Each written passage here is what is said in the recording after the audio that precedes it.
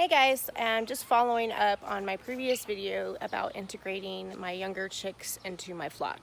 It's been a few weeks since I started bringing them out in the brooder. I started bringing them out in their brooder and just having it in the yard near the chickens. And then about a week into that, I actually brought it inside the coop.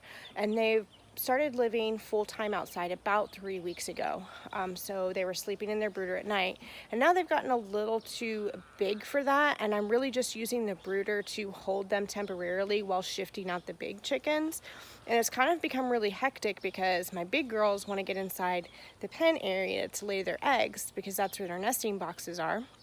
And my little chickens are getting a little too big for that brooder, so they're not really happy when I put them in the brooder while the girls lay. So I've been having some issues. My big girls are laying eggs in weird places, and some of them are getting cracked because they're not safe. So it's time to go ahead and pull the plug and fully integrate them.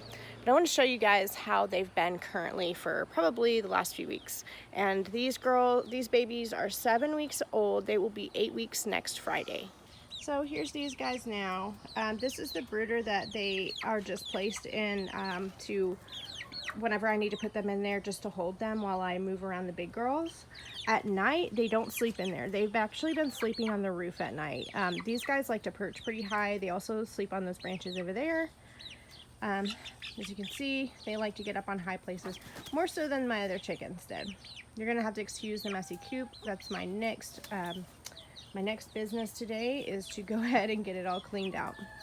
So here's the nesting boxes, and whenever the big girls are outside free ranging, I typically just let these guys hang out in here. It's an enclosed area, but it's big enough for them to have an area to walk through and run around and do their thing. Problem is, like I said, is that now my big girls aren't able to have access to their nesting boxes, and that's not fair either. So what I'm going to do today is I'm going to move the brooder back outside and into a neutral area, and I'm going to open up the pen for the big girls to come and go as they would like.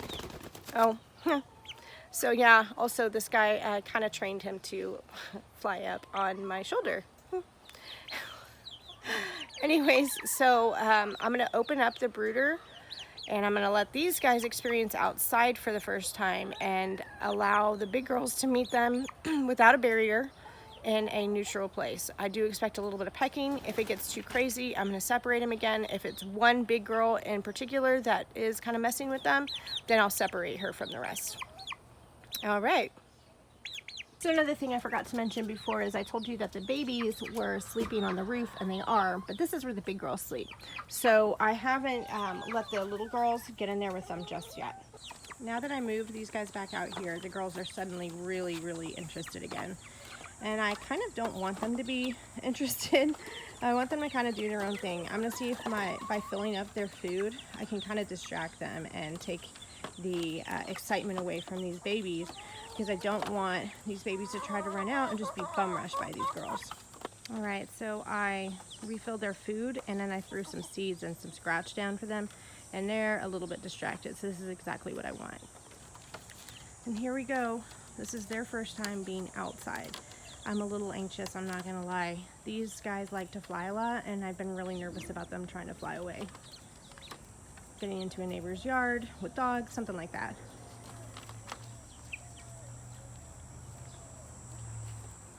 Okay, so far so good.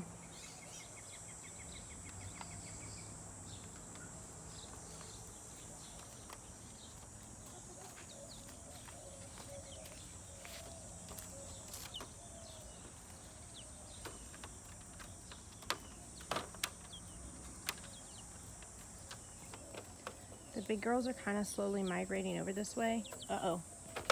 Well, I ended up putting my big girls up because they were being really mean still. They were kind of trying to target them, and which they can do. They can bully each other out. A lot of times bigger chickens will bully baby chickens, or the smaller chickens, from being able to get food and water. So maybe we're not ready yet. We'll try again. I just don't feel like these other ones are quite big enough to be able to defend themselves, and that's my number one issue. I know there's going to be a pecking order, and I know that there's going to be a little bit of, pecking, and things are going to have to work their way out, but I just don't know how much these girls are able to protect themselves right now, and I don't want to put them in a more vulnerable situation than I have to. So that being said, this is these girls' first, or these babies, I don't think they're all girls, it's their first time being outside in the yard, and they haven't ventured too far so far, but I'm thinking they're pretty happy.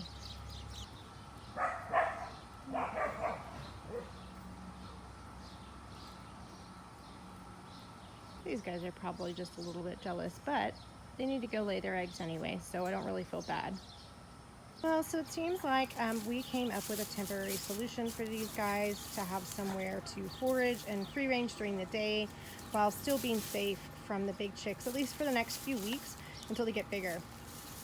So this is my garden, and you're gonna have to excuse the overgrown mess that it is. We're actually gonna clean it up today and remove all the grass and stuff on the perimeters of the raised beds. But seeing that these guys are in here now and they love to eat grass, I'm just gonna let it go.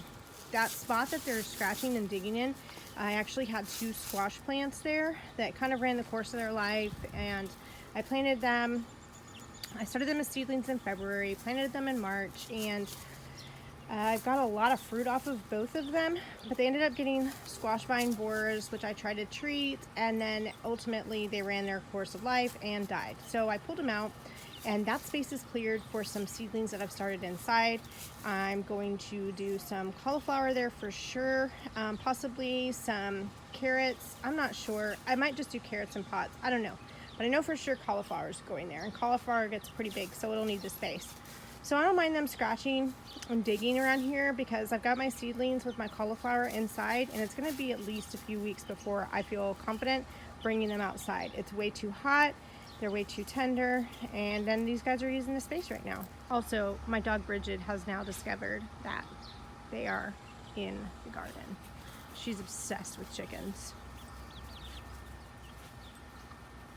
Oh, and here is a cute okra bud for Tax, a little okra flower and a little okra. So because it's hot now, my okra's doing great, and so is my peppers. I'll show you those real quick too. Okay, so these are I purchased these sweet peppers at H-E-B like a year ago, and I love them. And they're red and orange and yellow, and I saved the seeds and I planted them this year, and they are going crazy. I just love how that one's already turning color. Meanwhile, these guys got some extra treats with some mealworms and some seeds this morning to keep them occupied. And I think that they're gonna be happier having access to their nesting boxes again. And we'll see how this goes for the next couple of weeks until the other babies get big enough to defend themselves against these guys. I didn't record when they were pecking them just because I didn't want anyone to get hurt, and I'm sure you guys can imagine they're pecking them pretty ferociously and pretty hard, and the baby chicks actually squealed, and it freaked me out. My only concern at this point is that right there. These guys deciding that, hey, we can fly up on that fence right there. So geez, I hope they don't go in the neighbor's yard. Good news is neighbors on that side don't have dogs. All right, guys, well, that is the second installment of integrating my flock, and I will continue to update you as things progress.